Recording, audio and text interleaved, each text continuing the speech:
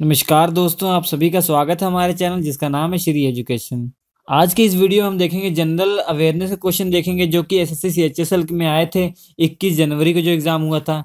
अब ये जो सेकंड शिफ्ट में क्वेश्चन आया था वो देखेंगे, क्योंकि ये जो इस सीरीज का सेकंड पार्ट है। फर्स्ट पार्ट में हमने देखा था शिफ्ट 1 में जो क्वेश्चन आए थे फर्स्ट शिफ्ट में, वो हमने देखे थे। अब शिफ्ट 2 में जो क्वेश्चन आए हैं उनको हम देखेंगे, और हम ये भी देखेंगे कि इसके फ्यूचर में हमारे कौन कौन से क्वेश्चन आ सकते हैं इसके आसपास के related.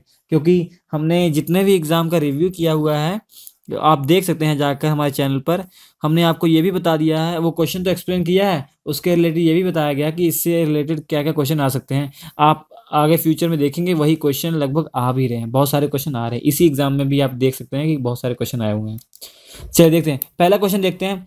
Which chemical is use to remove the nail polish. जो नेल पॉलिश होती है वो लग जाती है, उसको रिमूव करने में करने के लिए कौन सा केमिकल यूज़ किया जाता है, या जो नेल पॉलिश रिमूवर होता है ना, लिक्विड होता है नेल पॉलिश रिमूवर, उसमें कौन सा केमिकल मिलाया जाता है। दोस्तों उसमें दो केमिकल यूज़ किए जाते हैं, ज़्यादातर जो यूज़ किया जाता है उसका नाम है एथिल एसीटेट। उसका नाम है दोस्तों एथिल एसीटेट, एथिल एसीटेट। इसका जो फॉर्मूला दोस्तों ये है C4H8O2। इसको ऐसे भी आप लिख सकते हैं CH3COOC2H5। ठीक है दोस्तों, ये हो जाएगा। जो केमिस्ट्री बैकवर्ड से होंगे, केमिस्ट्री लाइन से होंगे या इंजीनियरिंग जिन्होंने की होगी, वो आप जान सकेंगे कि इसका मतलब क्या है। वैसे फॉर्मूला आप ये रखिए C4H8O2, ये हो जाएगा आपका एथिल एसीटेट। और जो दूसरा केमिकल वो यूज़ किया जाता है, ये नुकसान करता है स्किन को, इसलिए ये कम यूज़ किया जाता है। पहला वाला ज़्यादा यूज़ किया जाता है। जो दूसरा है वो एसीटोन यूज़ किया जाता है दोस्तों, एसीटोन यूज़ किया जाता है। जो इसका फॉर्मूला दोस्तों वो है C3H6O है इसका फॉर्मूला। इसका जो फॉर्मूला वो क्या है C3H6O। तो ये दोनों केमिकल ज़्यादातर यूज़ किए जाते हैं नेल पॉलिश रिमूवर में। देखिए नेक्स्ट क्वेश्चन जो है दोस्तों, डिस्कवरी ऑफ इंडिया। जो डिस्कवरी ऑफ इंडिया बुक है उसके राइटर कौन है, ये सबको याद होना चाहिए दोस्तों, आप सभी को याद होना चाहिए।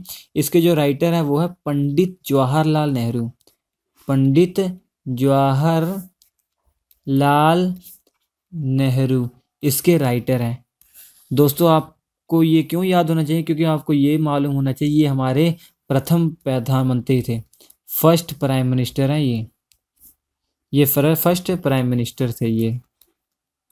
ठीक है दोस्तों, इससे रिलेटेड ये भी क्वेश्चन पूछ सकता है कि फर्स्ट वो हमारे प्रेसिडेंट कौन थे, जो फर्स्ट हमारे जो राष्ट्रपति कौन थे, ये भी पूछ सकता है आपसे दोस्तों। तो आप याद रखेंगे ये राजेंद्र प्रसाद थे। कौन थे दोस्तों, राजेंद्र प्रसाद थे।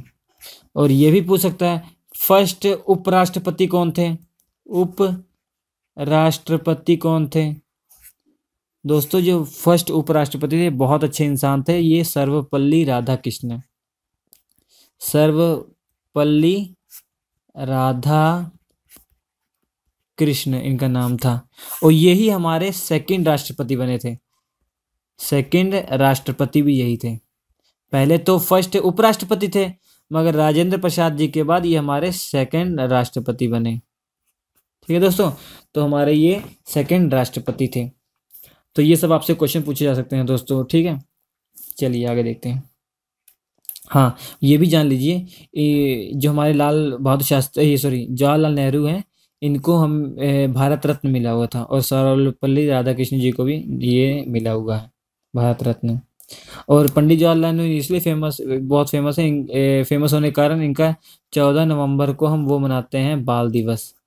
14 नवंबर को बाल दिवस मनाया था। क्यों 14 नवंबर 1889 को ये पैदा हुए थे। 14 नवंबर 1889 को ये पैदा हुए थे, इलाहाबाद में पैदा हुए थे दोस्तों, ये इलाहाबाद में। देखिए दोस्तों ये क्वेश्चन बार बार आ रहा है इस टाइप का कि लोकसभा में कितनी सीटें हैं, तो प्लीज़ आप सब देख लीजिए। मैं आपको कुछ जो क्वेश्चन आ सकते हैं वो बता देता हूँ। सीट्स इन महाराष्ट्र लोकसभा, महाराष्ट्र लोकसभा में देखिए जो दोस्तों पार्लियामेंट में दो हाउस होते हैं, एक लोअर हाउस एक अपर हाउस। लोअर हाउस को लोकसभा कहते हैं दोस्तों। जो लोकसभा को पार्लियामेंट का लोअर हाउस भी कहा जाता है, लोकसभा। और ये जो राज्यसभा दोस्तों, राज्यसभा है, इसे अपर हाउस भी कहा जाता है। लोकसभा की अगर बात करें, सबसे ज़्यादा जो सीटें हैं वो यूपी में है। कितनी है? 80। दूसरे नंबर में दोस्तों है ये महाराष्ट्र।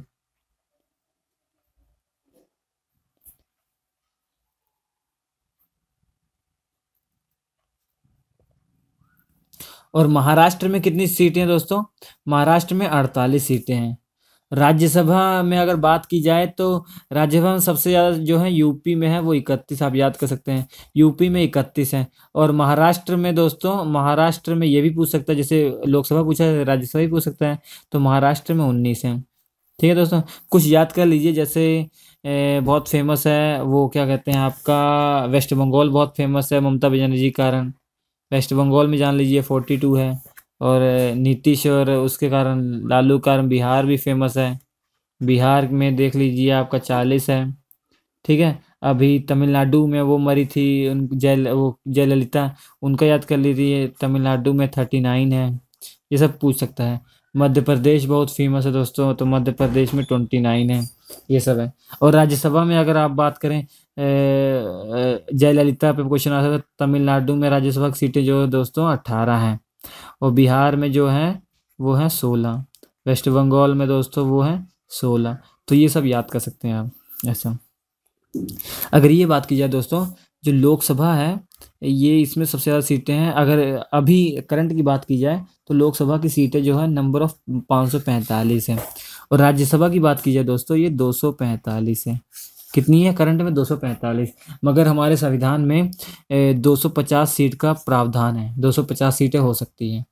इसमें 555 सीटें हो सकती हैं कॉन्स्टिट्यूशन के हिसाब से। मगर करंट में फ़िलहाल जो 16वां लोकसभा है हमारा, ये 545 है इसमें। Father of Jahangir Akbar. देखिए दोस्तों, बार बार घूम फिर के इस टाइप के क्वेश्चन आ रहे हैं। जो मुगल राजा थे उन पे क्वेश्चन आ रहे हैं। जो हमने आपको बताया गया था, हमने बताया था ये क्वेश्चन आपको। एक क्वेश्चन आया था शाहजहां पे आया था, हमने उसके रिलेटेड बहुत सारे क्वेश्चन बता दिए, उसी में से क्वेश्चन आया है। फिर से मैं बताता हूँ दोस्तों। जो हमारा मुगल शासन शुरू हुआ था, वो बाबर से शुरू हुआ था। पहला बाबर था दोस्तों, फिर हुमायूं था, फिर अकबर था, फिर उसके बाद जहांगीर था, उसके बाद शाहजहां था, उसके बाद हमारा औरंगज़ेब था। उसके बाद बहुत सारे आए थे मगर ये इंपॉर्टेंट थे। बीच में एक इम्पोर्टेंट था, ये बहादुर शाह जफर फर्स्ट। ये बहादुर शाह जफर, ये भी थोड़ा फेमस था। इसलिए हमको यही याद करें, जो जितने भी क्वेश्चन आते हैं एग्ज़ाम में इन्हीं बेस पे आते हैं और कहीं से नहीं आते। बी से ये फॉर्मूला, ये ट्रिक याद कर लेंगे आप। जैसे भाजपा होती है, भाजसा याद कर लीजिए, पी की जगह एस, बस भाजसा। बी का मतलब दोस्तों बाबर। बाबर का बेटा दोस्तों हुमायूं था सीरीज में। ठीक है दोस्तों। उसके बाद ये क्या है दोस्तों? अकबर। तो अकबर का जो बेटा था दोस्तों वो कौन था? जहांगीर था। जहांगीर का जो बेटा था दोस्तों वो था हमारा शाहजहां। और शाहजहां का जो बेटा था, सबसे खराब जो उसकी औलाद थी, वो थी औरंगजेब की। ये था दोस्तों। अब देख लीजिए, हमने क्या बताया आपको, अकबर का बेटा क्या है? जहांगीर। तो क्या पूछा होगा? Father of Jahangir. जहांगीर का बेटा कौन है दोस्तों? जहांगीर के पापा कौन है? जहांगीर के पापा अकबर हो गए। अगर पूछा जाता जहांगीर का बेटा कौन है दोस्तों, तो शाहजहां हो गए। शाहजहां का बेटा दोस्तों औरंगजेब हो गया। शाहजहां के दादा दोस्तों ये अकबर हो गए। बहुत सारे क्वेश्चन पूछ सकते हैं। ठीक है दोस्तों, इस तरीके से आपसे बहुत क्वेश्चन पूछ सकते हैं।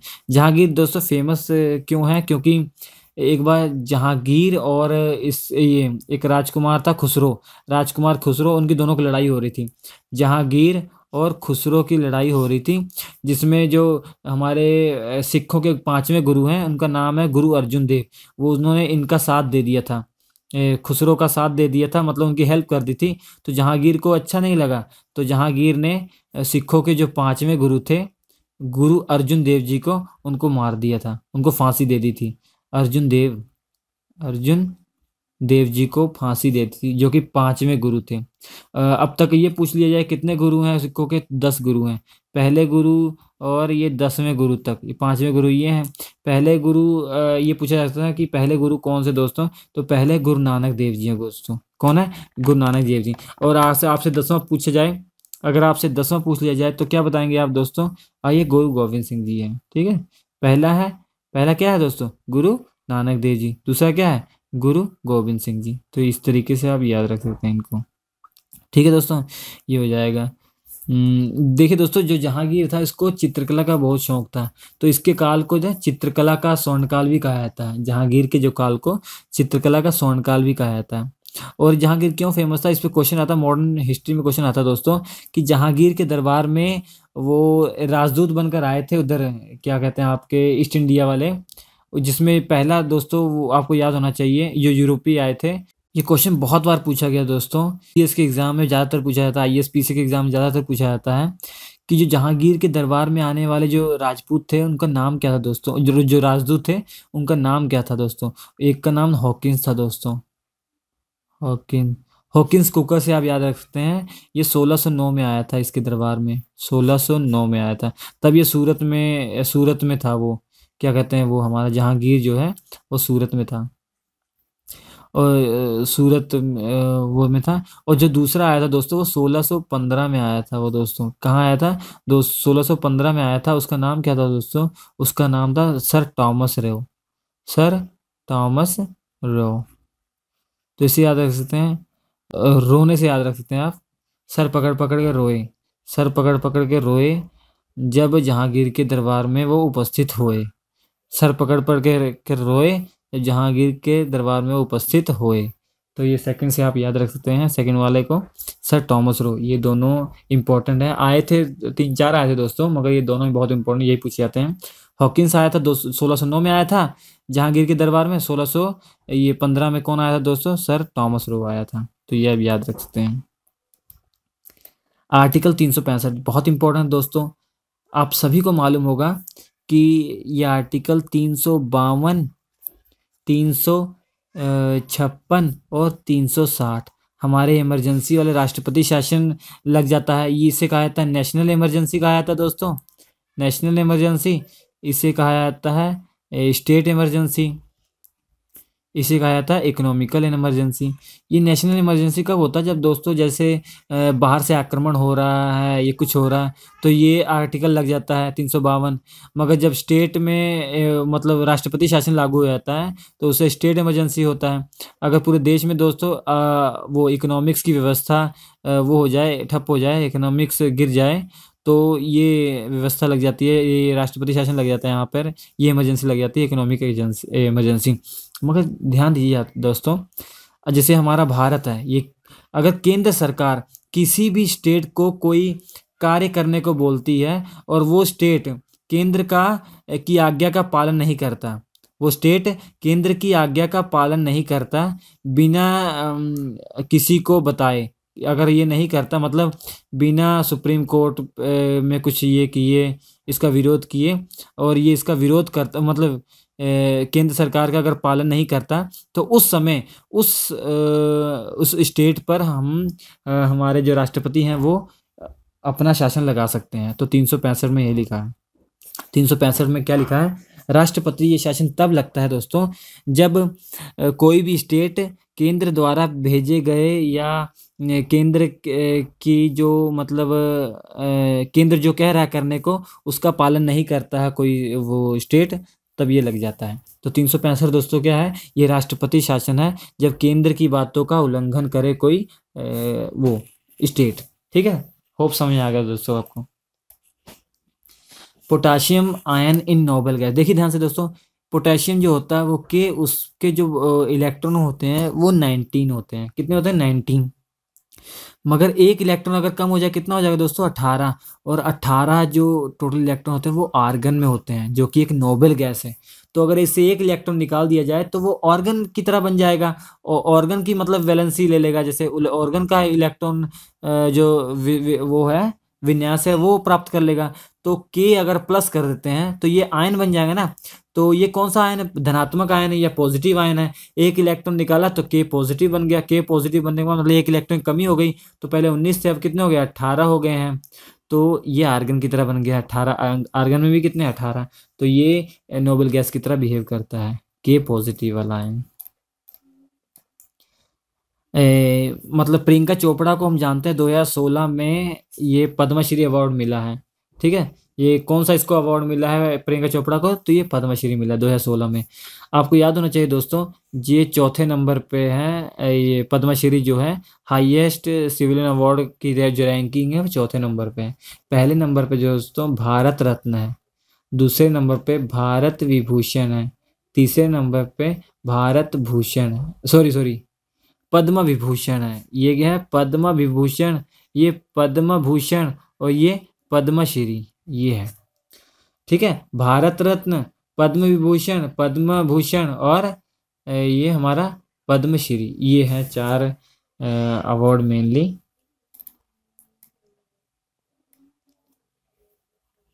दोस्तों हैदराबाद इज कैपिटल ऑफ, ये तेलंगाना की कैपिटल दोस्तों। पहले जो आंध्र प्रदेश था अकेला, अगर 2 भागों में बट गया, एक तो आंध्र प्रदेश ही है और दूसरा दोस्तों तेलंगाना है। पहले इसकी आंध्र प्रदेश की राजधानी हैदराबाद थी ना, अब वो है जब ये बटा है हैदराबाद तेलंगाना में आ गया है, तो तेलंगाना की राजधानी तो हैदराबाद हो गई है। तो आंध्र प्रदेश की एक राजधानी बनी है जिसे कहता है अमरावती। आंध्र प्रदेश की क्या है, अमरावती। ये भी पूछ सकता है आपसे। तो हैदराबाद किसकी राजधानी है, तेलंगाना की राजधानी है दोस्तों। First viceroy of independent India, first viceroy of independent India, जब भारत स्वतंत्र हुआ था तो भारत के पहले वायसराय कौन से थे, तो ये भारत के जो पहले वायसराय थे ये लॉर्ड माउंटबेटन थे दोस्तों, याद रखना, लॉर्ड माउंटबेटन। इससे बहुत कंफ्यूजिंग क्वेश्चन आता दोस्तों, अगर ये क्वेश्चन इस तरीके से आता कि पहले वायसराय कौन है इंडिपेंडेंट भारत के जो कि इंडियन हो, तो उसका आंसर अलग हो जाता दोस्तों। वो थे हमारे वो क्या नाम था, चक्रवर्ती, उनका नाम था चक्रवर्ती राजगोपालचारी, राजगोपाल ये नाम था। ये भी थे वायसराय, ये भी प्रथम वायसराय थे जब भारत आज़ाद हुआ था, जबकि ये भी पहले थे जब आज़ाद हुआ था। आइए इसकी कहानी खत्म करते हैं, पूरे अच्छे से हम समझ लेते हैं। देखिए ध्यान समझिएगा। सबसे पहले जब ईस्ट इंडिया ने बंगाल पर कब्जा किया था, आप जानते हैं किसको हराकर, हमने आपको बताया गया था प्लासी की लड़ाई हुई थी 1757 में। जब प्लासी की लड़ाई हुई थी तो एक सिराजुद्दौला जो बंगाल का नवाब था उसको ये ईस्ट इंडिया कंपनी ने हरा दिया था, तो बंगाल पे पूरा कब्जा कर लिया था। अब बंगाल पे कब्जा तो कर लिया, बंगाल को चलाना था, तो बंगाल को जब उन्हें चलाना था दोस्तों, तब एक गवर्नर उन्होंने घोषित किया। वो गवर्नर क्या घोषित किया, उस गवर्नर जनरल का नाम था दोस्तों रॉबर्ट क्लाइव। क्या नाम था, रॉबर्ट क्लाइव। ये ईस्ट इंडिया कंपनी ने सबसे पहला अपना रॉबर्ट क्लाइव गवर्नर जनरल ये बनाया था। ध्यान दीजिए, पहले गवर्नर जनरल चलते थे, पहले जो किसी स्टेट को चलाता था उसको गवर्नर जनरल बोला जाता था जब ईस्ट इंडिया कंपनी थी। तो अगर पूछा जाए आपसे बंगाल का प्रथम गवर्नर कौन था, गवर्नर जनरल कौन था, तो इसका आंसर है दोस्तों रॉबर्ट क्लाइव। इसका आंसर क्या है, रॉबर्ट क्लाइव। तो ऐसे बंगाल में अलग अलग ये आते रहे, रॉबर्ट क्लाइव आया, उसके बाद दूसरा कोई आया, ऐसे आते रहे।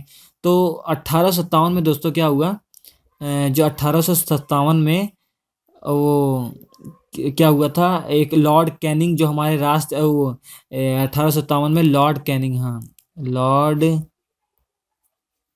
कैनिंग, जो कि बंगाल का आखिरी गवर्नर जनरल था। कौन था, लास्ट गवर्नर जनरल था, लास्ट गवर्नर जनरल था। तो 1857 में उसी समय क्या विद्रोह हुआ था, उसी समय जिसे 1857 का विद्रोह कहा जाता है। तो इस विद्रोह हुआ था। तो विद्रोह के बाद क्या हुआ दोस्तों, विद्रोह के बाद जैसे ईस्ट इंडिया कंपनी को हटा दिया गया, तो ब्रिटेन ने अपना शासन यहाँ पर कर लिया, डायरेक्ट हटा के उसको ब्रिटेन ने पूरा भारत में मतलब अपना कब्जा कर लिया। इस 1857 में ईस्ट इंडिया कंपनी को हटा दिया गया।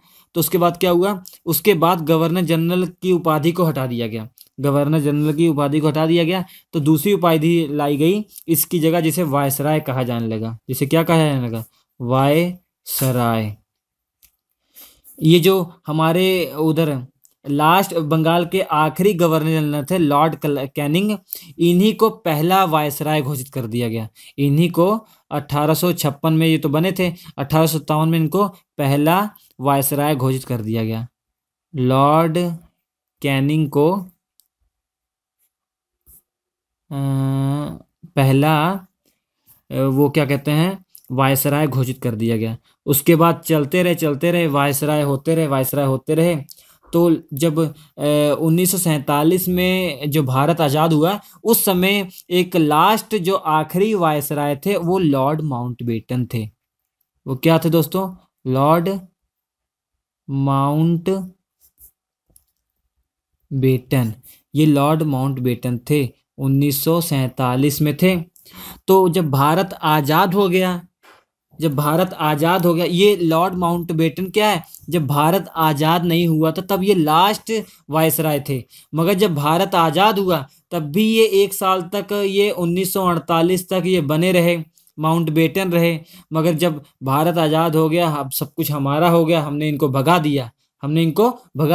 इसलिए जब क्वेश्चन में आता है कि आज़ाद भारत का पहला वायसराय कौन था, हम इसको लिखते हैं, क्योंकि जब भारत आज़ाद हो गया तब यही था, इसको हमने पहला मान लिया। मगर इसको भगाने के बाद हमने खुद का वायसराय चुना, चक्रवर्ती राजगोपालचार्य जी। इनको हमने अपना पहला वायसराय चुना।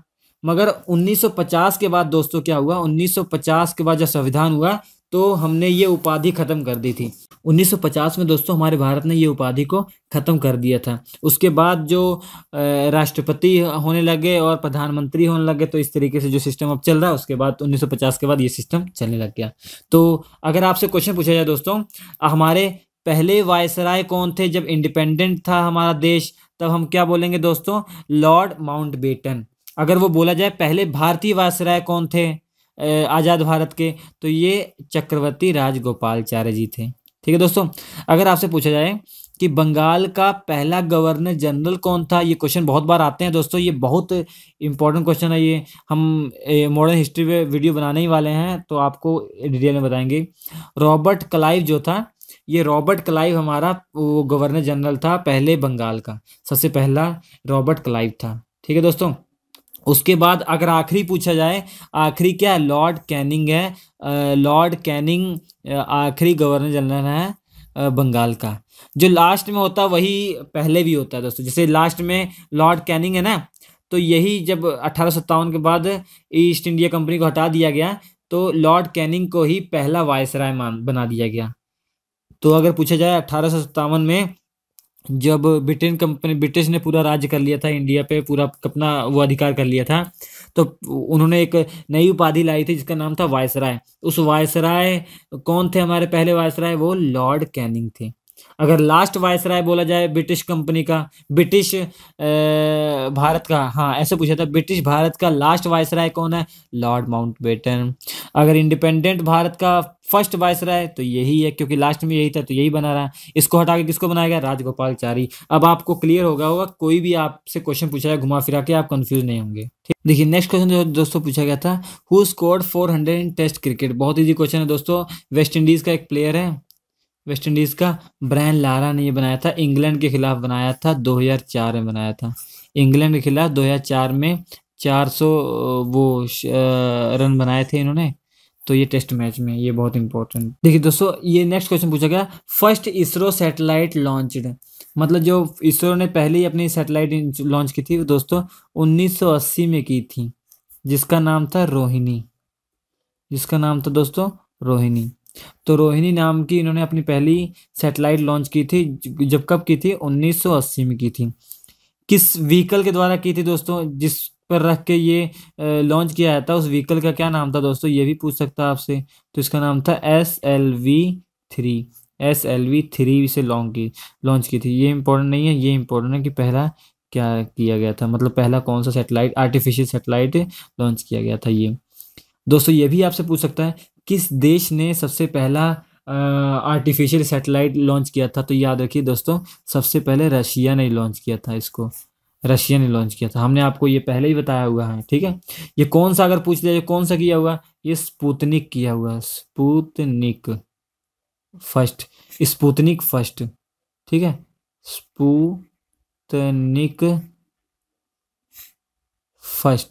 स्पुतनिक फर्स्ट किया हुआ दोस्तों। ठीक है। तो ये कब किया था दोस्तों, ये अगर पूछ लिया जाए 1957 में किया था दोस्तों, ठीक है। पूरी हिस्ट्री चेंज हो गई थी 1957 में, जब पहला ये किया, सबसे पहला ये हुआ था, पूरी हिस्ट्री बदल गई थी दोस्तों। ये अजूबा टाइप हो गया था, मतलब ये क्या हो गया पूरी दुनिया में से। उसके बाद सबको प्रेरणा मिली, फिर सबने किया। उसके बाद फिर नासा ने भी किया दोस्तों, नासा ने भी किया था, आपको याद होना चाहिए। नासा से अगर पूछ लिया जाए कि अमेरिका ने ये किया है, तब क्या बताएंगे आप, तो एक्सप्लोरर किया है। तो नासा ने कौन सा किया दोस्तों, एक्सप्लोरर, एक्सप्लोरर, ठीक है, ये एक्सप्लोरर किया है। ये सब क्वेश्चन पूछे जा सकते हैं, तो आप बता सकते हैं, ठीक है। चलिए, ये भी पूछ सकता है, इसरो का फुल फॉर्म भी पूछ सकता है दोस्तों। तो इंडियन स्पेस रिसर्च ऑर्गेनाइजेशन है इसका। आई मतलब इंडियन, एस मतलब स्पेस, आर मतलब रिसर्च, ओ मतलब ऑर्गेनाइजेशन, ये हो जाएगा, ठीक है। अगर नासा का पूछ लिया जाए दोस्तों, नासा का एन से नेशनल हो जाएगा, ए से एरोनॉटिक्स हो जाएगा, बीच में एंड आएगा, एस स्पेस स्पेस हो जाएगा, ए से एडमिनिस्ट्रेशन हो जाएगा। तो national aeronautics and space administration हो जाएगा इसका, ठीक है, नासा का। चलिए ठीक, देखिए आर्टिकल 352 आगे हमने आपको बताया, ये इमरजेंसी है। कौन सा, नेशनल इमरजेंसी। ये कब लगती है, जब बाहरी आक्रमण होता है देश में, तब ये राष्ट्रपति शासन लग जाता है, ये नेशनल इमरजेंसी है 352। 300 वह 356 पूछ लिया जाए दोस्तों, ये क्या है, ये स्टेट इमरजेंसी है। ये राष्ट्रपति शासन लग जाता है कब, जब स्टेट में जो सरकार होती है, लोग उससे दंगा फसाद होने लग जाता है, लोग कुछ नहीं होते, ये सरकारें गिर जाती है, तो ये लग जाता है दोस्तों ऐसे ही। और 360 होती है, ये वित्तीय आप आपदा आ जाती है जब देश में, तो ये लग जाता है इमरजेंसी 360। और 300 आपको बताया 365, 365 कब, वो 365 भी एक टाइप का राष्ट्रपति शासन लग जाता है। ये कब लगता है दोस्तों, जब क्या होता है कि कोई भी स्टेट केंद्र सरकार की बात नहीं मानती या केंद्र सरकार की आज्ञा का पालन नहीं करती, तो उसके बाद जो राष्ट्रपति होता है वो 365 आर्टिकल के तहत उस पर अपना शासन लगा लेता है दोस्तों। एक क्वेश्चन आया था वर्ल्ड हेरिटेज साइट पे, आया था क्वेश्चन ये, ठीक है। ये बहुत इम्पोर्टेंट नहीं है ऐसे। अब ऑप्शन में आया था कि कौन सा वर्ल्ड हेरिटेज साइट है, मैं आपको बता देता हूँ। आप एक मैं इस पर वीडियो बना दूंगा टोटल। इस पे हमारे टोटल 35 वर्ल्ड हेरिटेज साइट है। ये टोटल कितने हैं दोस्तों, 35 वर्ल्ड हेरिटेज साइट है। जो ये वर्ल्ड हेरिटेज साइट है, ये कौन घोषित करता है, यूनेस्को है, ये घोषित करती है, यूनेस्को दोस्तों, ठीक है। अगर ये पूछ लिया जाए इसका फुल फॉर्म क्या है दोस्तों, इसका यू से यूनाइटेड है दोस्तों, ठीक है, यू से यूनाइटेड है, एन से नेशन, ठीक है, ई से हमारा क्या आ जाएगा, एजुकेशनल, ठीक है, और एस से क्या हो जाएगा, साइंस, ठीक है। उसके बाद एंड सी से हमारा कल्चरल हो जाएगा, ओ से ऑर्गेनाइजेशन, ठीक है। तो united national educational science and cultural organisation, ये यूनेस्को की फुल फॉर्म हो जाएगी। तो ये भी पूछ सकता है कि इसका हेडक्वार्टर दोस्तों कहाँ है, इसका हेडक्वार्टर फ्रांस में है दोस्तों, ठीक है। और फ्रांस की राजधानी क्या है, पेरिस, पेरिस में इसका हेडक्वार्टर है। इसका हेडक्वार्टर कहाँ, पेरिस में है, जो कि फ्रांस की राजधानी है दोस्तों, ठीक है। तो ऐसी 35 जगह हैं इंडिया में जो इनको वर्ल्ड हेरिटेज साइट घोषित किया गया। यह ताजमहल है, ऐसे बहुत सारी हैं, मैं वीडियो बना दूंगा इस पर, ठीक है। चलिए देखिए, फिर ये क्वेश्चन एक और आ गया, जो हमने आपको वो क्वेश्चन आपसे पूछा गया था कि कुछ क्वेश्चन पूछा गया प्लेनेट पे, कुछ क्वेश्चन आया था, नेचुरल प्लेनेट पे कुछ क्वेश्चन आया था, हमने आपको पूरा एक्सप्लेन किया था, उसके आने आने वाले क्वेश्चन भी बता दिए थे। उनमें से ये क्वेश्चन आया है, हमने आपको डिफाइन किया था साइज के हिसाब से, सबको बताया था ये किस नंबर पे है, वो किस नंबर पे है। चलिए फिर से बता देता हूँ। पहले हमारा सूरज है, सूरज के बाद दोस्तों शुरू होता है हमारा ये बुध ग्रह शुरू होता है। उसके बुध ग्रह को उसको कहते हैं दोस्तों मरकरी कहते हैं। ये इसको बुध, शुक्र ग्रह होता है, वीनस कहते हैं। फिर दोस्तों हमारा अर्थ आता है, फिर हमारा मार्स आता है, फिर हमारा जुपिटर आता है, फिर हमारा सैटर्न आता है, फिर हमारा यूरेनस आता है, फिर हमारा नेपच्यून आता है। ये साइज इस पे मत जाइएगा, ये तो वैसे ही रैंडम बन गए हैं। पहले को हिंदी में बोला जाता है बुध ग्रह, दूसरे को शुक्र ग्रह, तीसरे को पृथ्वी, चौथे को मंगल ग्रह, पांचवें को बृहस्पति ग्रह, छठवें को शनि ग्रह, और इसको अरुण ग्रह, इसको वरुण ग्रह, इसको अरुण, इसको वरुण, यू से अरुण, एन से वरुण, नेपच्यून को वरुण। अब देखिए इससे हमने रिलेटेड आपको वीडियो में आपने हमारा देखा होगा तो आपको सब याद होगा। सबसे जो वो नज़दीक है वो कौन सा है? मरकरी है दोस्तों, ठीक है। और जब सबसे दूर है दोस्तों वो कौन सा है? नेपच्यून है। आपको हमने बताया था ये, ठीक है। अगर ये पूछ लिया जाए दोस्तों साइज में सबसे बड़ा कौन है, तो आपको याद रखना पड़ेगा साइज में सबसे बड़ा ये जुपिटर है। साइज में सबसे बड़ा ये जुपिटर है, ठीक है। उसका सीरीज में चलता है। फिर सैटर्न दूसरे नंबर पे दोस्तों, फिर तीसरे नंबर पे यूरेनस है, फिर चौथे नंबर पे क्या है? नेपच्यून है। तो आपसे ये पूछा जाए कि यूरेनस का पोजीशन क्या है साइज के टर्म में, ये तो थर्ड पोजीशन पे है, ठीक है दोस्तों। क्या आंसर आ जाएगा? थर्ड पोजीशन पे है। और इसके बाद अगर पूछा जाए पांचवें पे हमारी पृथ्वी आ जाती है दोस्तों, ठीक है। फिर शुक्र ग्रह आ जाता है दोस्तों, वीनस। उसके बाद दोस्तों क्या आता है? उसके बाद मार्स आ जाता है। फिर लास्ट में सबसे क्या आता है? बुध ग्रह आ जाता है। तो सबसे छोटा ग्रह पूछा जाए कि कौन सा है? बुध ग्रह। और जो सबसे नजदीक है वो भी क्या है? बुध ग्रह। और लाल ग्रह दोस्तों मंगल ग्रह कहलाता है, ठीक है। तो सबसे गर्म, हाँ सबसे इंपॉर्टेंट है, सबसे गर्म और चमकीला कौन सा है सर? दोस्तों वीनस है ये। जबकि नजदीक ये है तो इसको गर्म होना चाहिए था, मगर सबसे गर्म ये है। इसका जो टेम्परेचर है 462 डिग्री सेल्सियस है, ठीक है दोस्तों।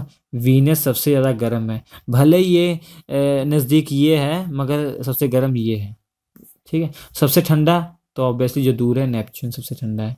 तो ये सब आपसे क्वेश्चन पूछ सकता है, याद रखिए, ठीक है दोस्तों। तो नेक्स्ट क्वेश्चन है which of the following caused by fungus. कौन सी बीमारी ऑप्शन में दिया गया था? फंगस से होती है।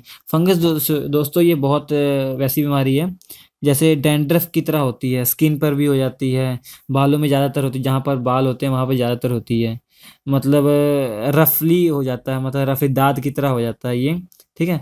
इसमें ऑप्शन हमें नहीं मालूम कौन कौन से दिए गए थे। बहुत बीमारी होती हैं जैसे टीनिया भी होती है और यीस्ट भी होती है। ऐसी बहुत सारी बीमारियां हैं जो फंगस के कारण होती हैं। तो आप देख सकते हैं वहाँ पे।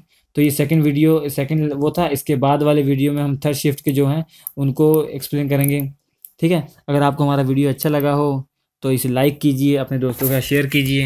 ऐसे वीडियो हम आपके लिए लाते रहेंगे। आपका बहुत बहुत धन्यवाद ये वीडियो